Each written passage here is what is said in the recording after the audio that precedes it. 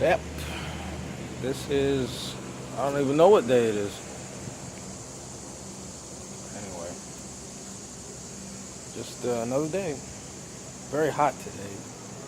We are at like the end of August coming up, and it's going to be September soon. September's when the dynamics change entirely. You're going to see a lot more brisk weather. You know, a couple of days of hot weather, and then it's going to switch over. That's the problem with New York weather, man. It's very much bait and switch. You think it's gonna be nice weather. It's nice weather for days and days, and then it just overnight, nope. It's gonna be blazingly hot. I wanted to take a picture of this spider that I've been helping along here. He's hiding right now because of the wind. The wind is too much for his web, so he's kind of just gonna back down and go inside. He's right here.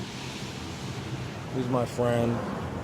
I put some sort of bait for flies right there, and it actually worked. I saw a fly right there. I wanted and hoped that it would just fly into the web on its own, but I knew that wasn't very realistic, so I scared it and eventually jumped into the web, and I wish I caught it on video, but he got a very good meal. I noticed that the web has been here for like days and days and days, and the spider seem to have not been catching anything. And I don't know, it's not a very good spot to put a web right here in a window frame, but that's what he decided to do. Here's another little spider. This is a zoo over here, man. I've had nothing much to do besides checking out spiders. I don't know how spiders work.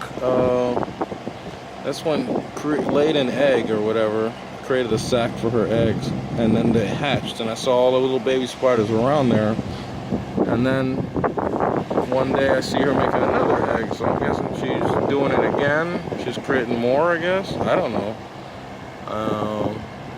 All the little baby spiders are gone. I can only assume they left. They went about their business, and she's producing another egg really fast. It's a fast turnaround.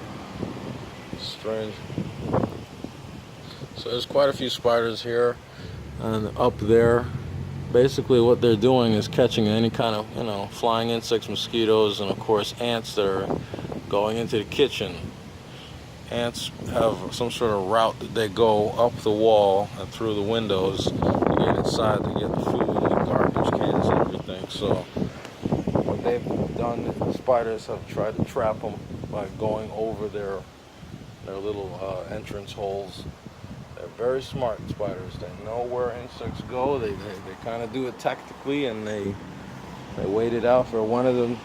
Some ants are retarded, so they just go waltzing right into a web and they get caught.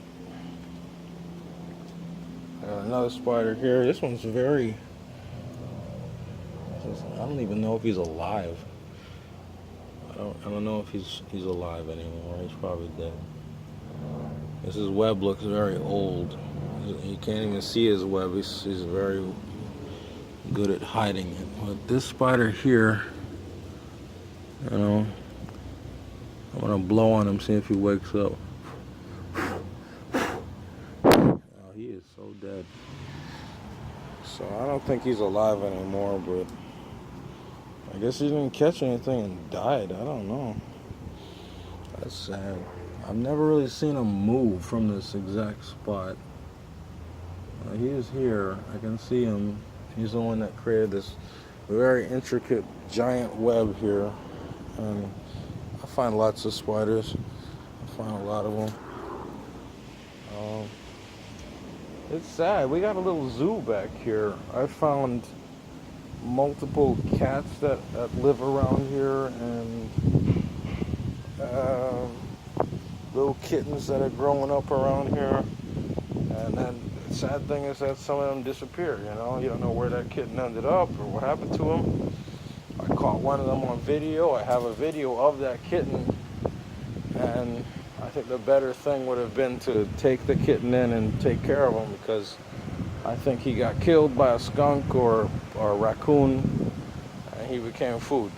And that's really sad. There's a lot of animals around here besides what you would expect. And I've come out at nighttime and seen raccoons running around, possums running around, and a giant skunk running around.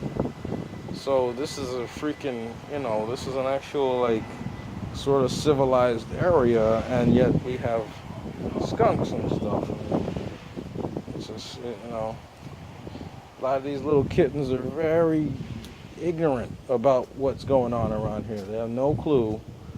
And yeah, it's a sad thing when they die. I mean, sometimes I've seen kittens that have tried to test the waters of running across the street. And you wonder why you see a kitten or a young cat squashed on the ground. They actually try to learn how to run across the street and then time it properly and avoid the cars. But there are some dumb kittens that don't really think straight, and they just run out and get killed. So it's a dangerous place to live around here. So I don't know. The only thing I can say right now is that I've been very much doing the epilation thing, like I've already mentioned, and none of this has grown back. The hairs here that I plucked out yesterday, it took forever to do that. They haven't grown back. And supposedly it's going to be a long time, nearly a month before the hair gets back to normal here and starts growing. So that's interesting. I was saying to myself that, I did the basic training for the Air Force for a while, and one of the things that was, a pain in the butt to do was get up and go shave at times. And it's like, it's a mandatory thing. You got to be clean shaven, and I don't shave well. I have ingrowns all the time. That's a hallmark of black hair growth on the beard area. Is that, and one of the things they do in there is they put you, if you have issues with shaving, since a huge part of the military thing is looking clean cut, they will send you to a specialized place where they will give you ointments and things to put on to reduce ingrowns. They send you basically to a doctor who specializes in that, because they have a lot of, it's the freaking military. They have black recruits, 90% of them. So they have experts in there who basically only sit around dealing with ingrown hairs and black recruits. And they gave me, I don't even know what they gave me. It was such a whirlwind experience. But I went to that clinic where they will give you ointments and stuff to kind of reduce inflammation and ingrown hairs after you shave and stuff like that. And I realize now, this is going almost 10 years later since I left that situation. Sadly, all of that's just baloney. The concept of blacks, even in the service or anywhere at all, having to use shaving supplies built for and designed for white people is completely false. And if you do have it mandated that your recruits or whatever be clean shaven, then send them not to a clinic to get a little bit of ointment for it. None of that makes sense. Send them to a place that's going to do a waxing procedure. And then, if they're in a freaking service where they're going to potentially get, a bullet in the face, then taking a pain from a waxing procedure should be nothing. Am I right?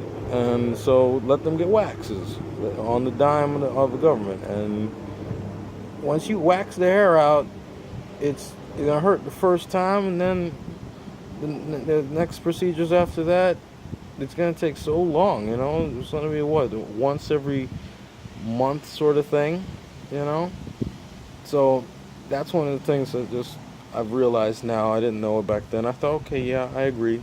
Let me use the shaving supplies and ointment and all the... No.